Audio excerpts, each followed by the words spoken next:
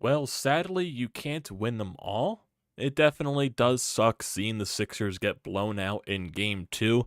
It's very disappointing to see, the matter of fact, just because you wanted to see Joel Embiid go out there, directly after winning the MVP, that you saw all the emotion and stuff yesterday from the teammates, from James Harden, from Joel Embiid, and everything like that.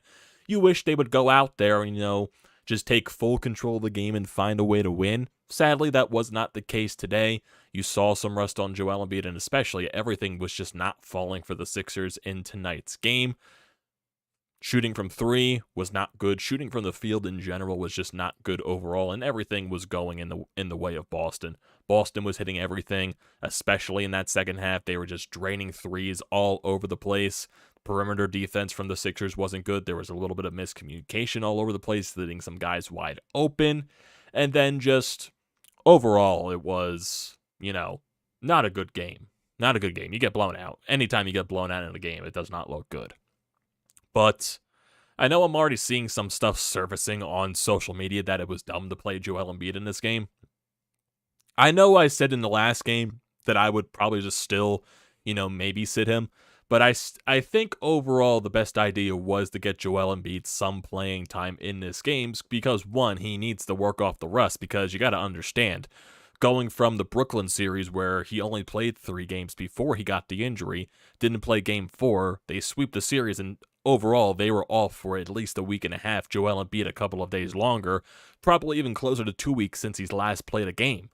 So there's going to be rust involved, plus he has to wear the brace on his knee that he injured, so he's got to get used to playing in the brace. But who even knows if he's even going to be wearing the brace in game 3 back in Philadelphia. I'm sure he will, but it kind of felt like he wasn't comfortable wearing that brace just because it was so large. You saw it under the compression sleeve on his leg. It was definitely a gigantic brace there. But overall, I think it was smarter to play Joel Embiid, once they were starting to get blown out even further. You knew Doc was going to take him out and not risk anything, just sit him for the rest of the game. So he gets his time in there. He got a lot of blocks in this game. You can already tell from from the get-go, the paint interior defense was a lot better, and there was a lot better presence just because of Joel Embiid being there. So that was important to see there, how better the defense in the paint was. Now, overall, the grand scheme of things, you got blown out and your perimeter defense just was not good. James Harden definitely wasn't the same James Harden as he was in game 1. He was getting to the line a lot more. They were calling fouls a lot earlier in this game. We saw in game 1 that there was no free throw attempts in the first half. There was a bunch of them in the first half. They were definitely very whistle happy in this game. Definitely some questionable calls too, Marcus Smart, he goes down falling on PJ Tucker's leg. They don't call anything on that, but Joel Embiid, when he's trying to go after the ball, has nowhere to fall because Marcus Smart is under him, has nowhere to go. Also, Al Horford's falling at the same time, yet they call the foul on Joel Embiid where he had nowhere to go. Nowhere to go on the floor, but Marcus Smart's just perfectly fine falling on PJ Tucker's knee. That's just the way the game was going that entire point. Not saying that, there's an excuse or anything. The refs definitely were bad in this game, but it's not the reason why you lost. You just got completely outplayed on every side of the court. Shooting-wise, wasn't your night. You were not good defensively. Boston was just draining every single thing. I honestly thought, with the way the game was going, to even be down by, 7 or 8 points at halftime, I was still thinking to myself, okay, you're struggling from 3 to start this game in the half. Go to the second half, I don't think it's going to be like that the rest of the way. I kind of had the same mindset that I had in game 1. Okay, Boston, it was like the same mindset with Boston, that they weren't going to be hitting this many shots in the first half going into the second half. Sadly, that logic for today's game was not the case, because Boston came out hot. Then there was that couple of minute stretch in the third quarter where you thought the Sixers were going to pull back into it, but also you got to handle in that third quarter too. The Sixers went on like a 4 or 5 minute stretch of just not scoring. So that showcased how the night was going. But then there was a little bit of a stretch where you're like, okay, maybe they're pulling the lead a little bit closer, but then Boston just goes on a completely different run and makes it a 20-plus point lead. Oh boy. It was just completely not the night.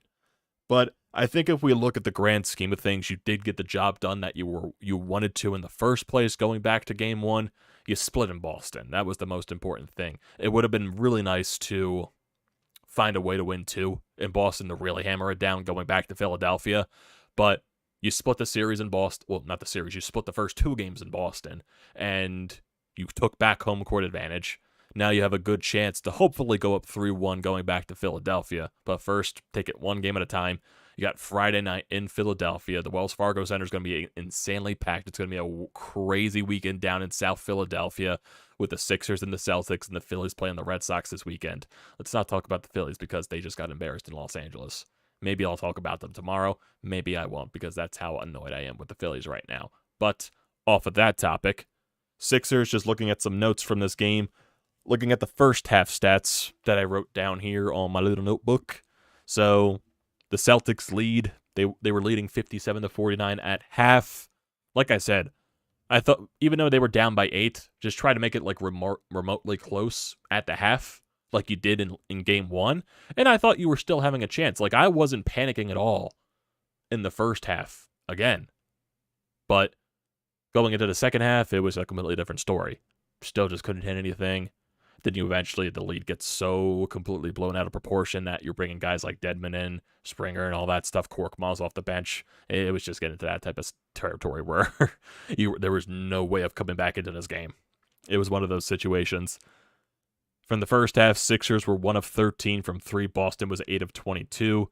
Sixers just couldn't get anything to fall. James Harden literally had a couple of shots in this game where it went into the rim and then it rolls around for a couple of seconds and then it bounces right back out. So, like I said, that's the perfect description of how tonight was for the Sixers. Marcus Smart in the first quarter, he had 13 points. He was 6 of 12 from the field. Overall, Smart finished with 15 points. Jaylen Brown had 16 points in that first quarter, 6 of 9 from the field, 2 of 3 from 3. Jaylen Brown finished with 25 points in total.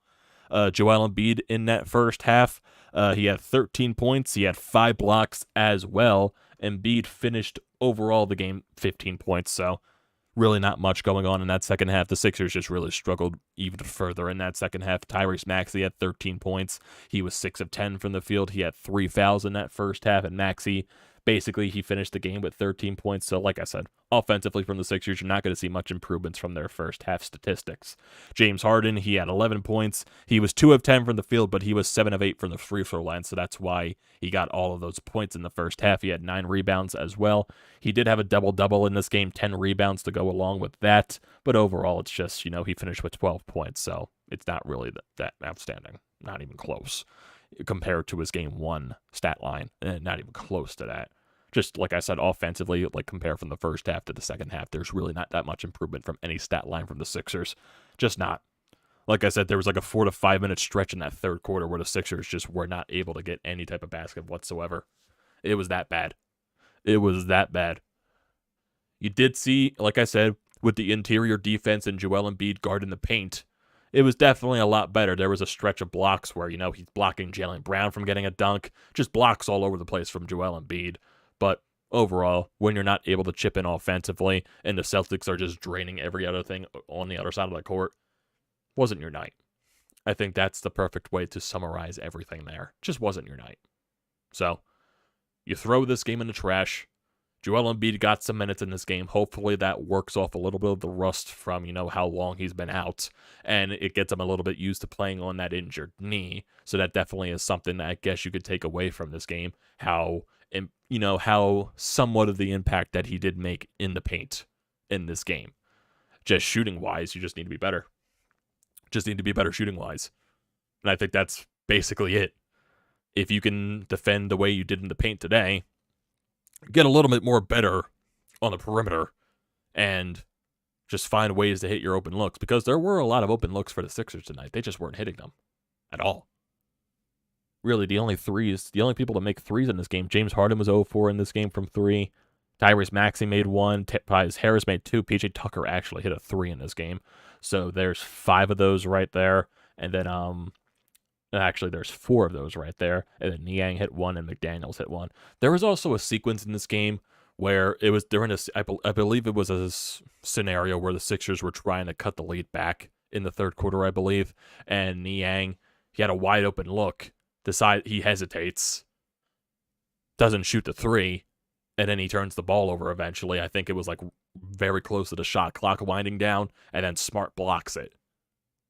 So that was a terrible sequence. And there were a lot of chances in this game too where Boston was just completely out hustling the Sixers for offensive boards, second chance points. A lot of those second chance points were going towards Boston. There was one that really stood out where Al Horford misses a three. No one really there from the Sixers is paying attention to the rebound. Boston grabs it, and it goes right back to Al Horford, who drains another three. So Al Horford, and during that 3-2, he was celebrating like he hit the freaking Game 7 buzzer beater. So Al Horford is the biggest joke in the goddamn world. Most hated person in the city of Philadelphia. My God, that guy is a hate the face. Really is. Let's see what Al Horford finished with. 5 points. He hit 1 3. He was 1 of 8 from 3. And he acted like he won the game. Al Horford's a joke. Really is. Really is. My God. This game was just bad. So overall, it sucked.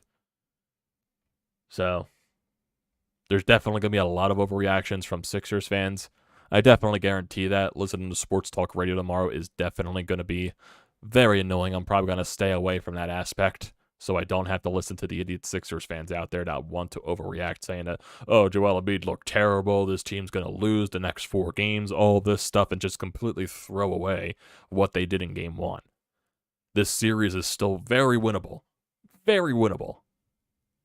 Look at all the things that didn't go your way tonight. You weren't hitting at all your shots. You weren't hitting your shots at all. If you shoot at least... So you shot 39% in this game. If you shoot at least, 3% better, and Boston turns it down a little bit, the game's a little bit closer, maybe they miss a couple of more shots just because the game's so close. You don't know what happens if you hit a couple of more threes, a few more. You don't know what happens.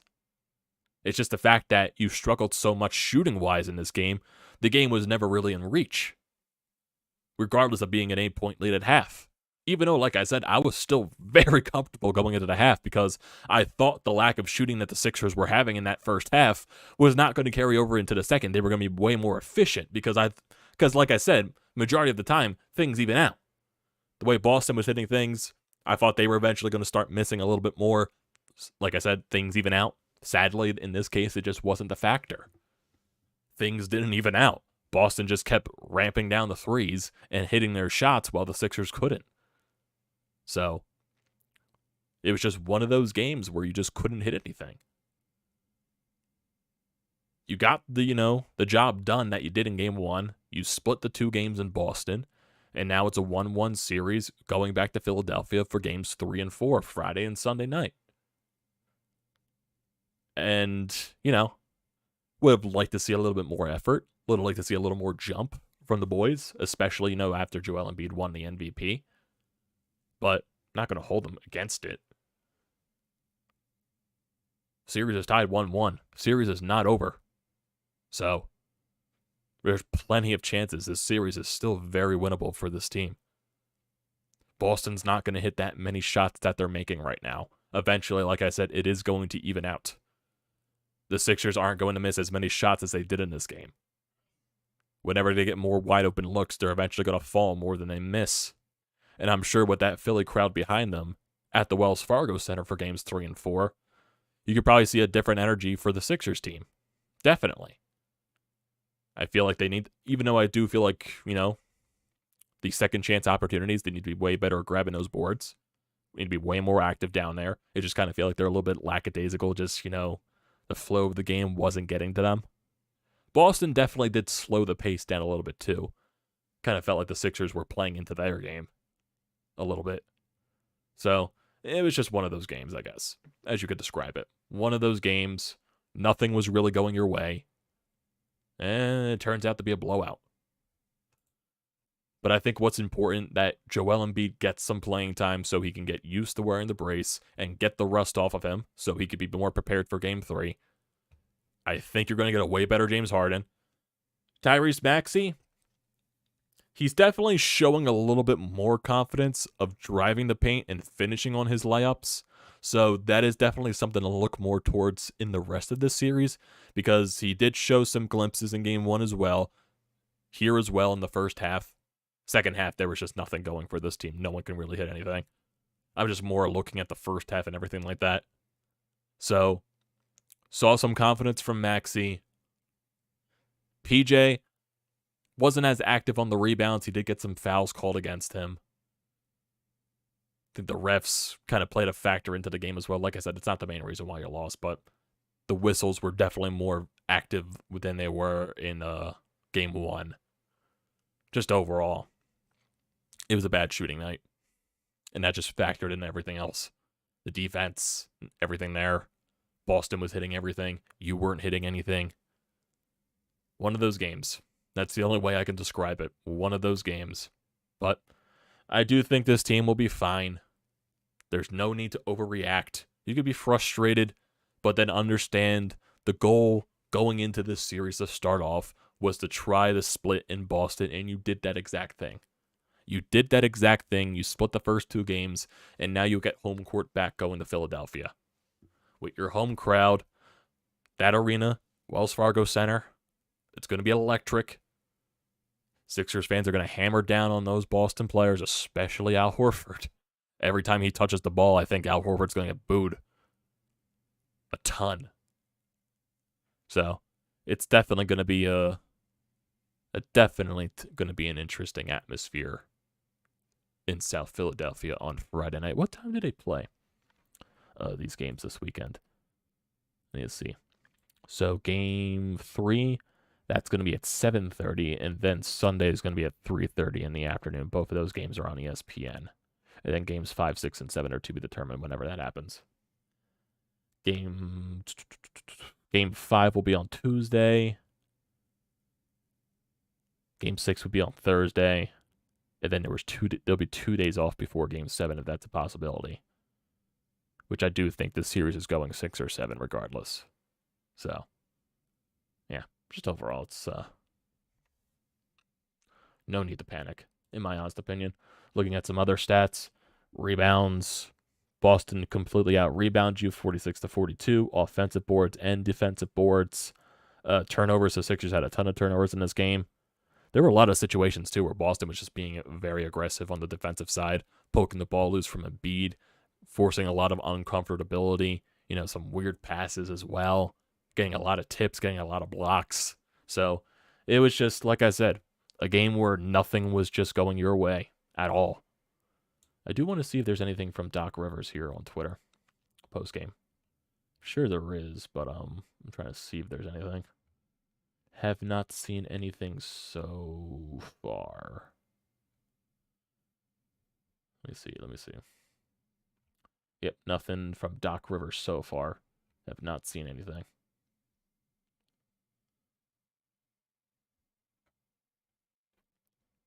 Let me see. Yeah, people are going to be overreacting to seeing that James Harden looked like a completely different player compared to with Joel Embiid on the court and not. Because Charles Barkley said that on the post-game show for TNT.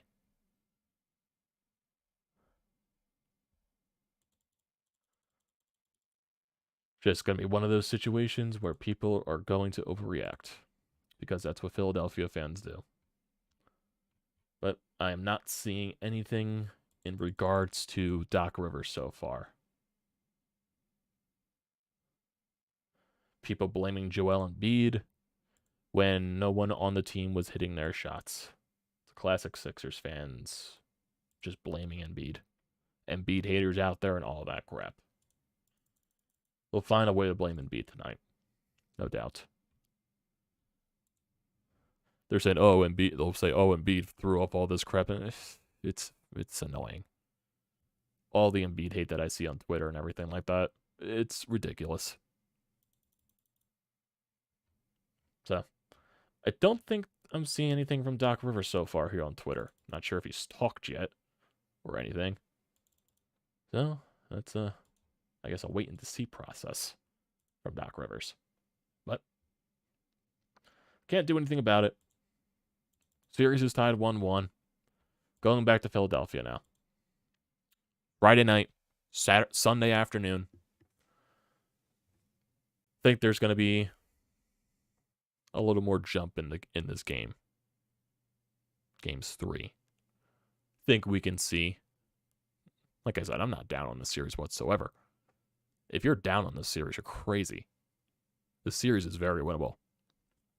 We got to see what happens on Friday. Got to see.